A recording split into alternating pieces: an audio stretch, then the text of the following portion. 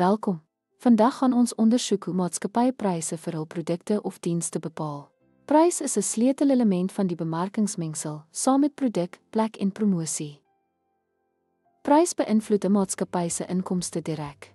Dit is die ruilwaarde wat verbruikers betaal vir die waargenome voordele van 'n produk.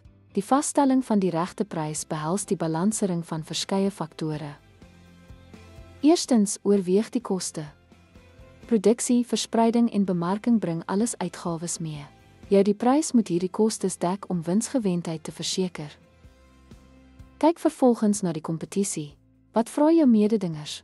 Laer prys kan begrotingsbewuste verbruikers lok, terwyl 'n premiumprys jou produk as van hoë gehalte kan posisioneer. Dit is noodsaaklik om jou teikenmark se prysgevoeligheid te verstaan. Is hulle bereid om meer te betaal vir gerief of unieke kenmerke? Die waargenome waarde van jou produk beïnvloed sy prys sterk. Doeltreffende bemarking kan oortuig verbruikers wat 'n hoër prys weerspieël beter gehalte of voordele.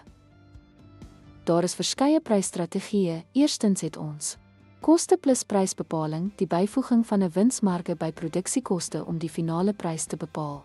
Waardeprysbepaling, die vaststelling van 'n prys gebaseer op die waargenome waarde wat kliënte ontvang.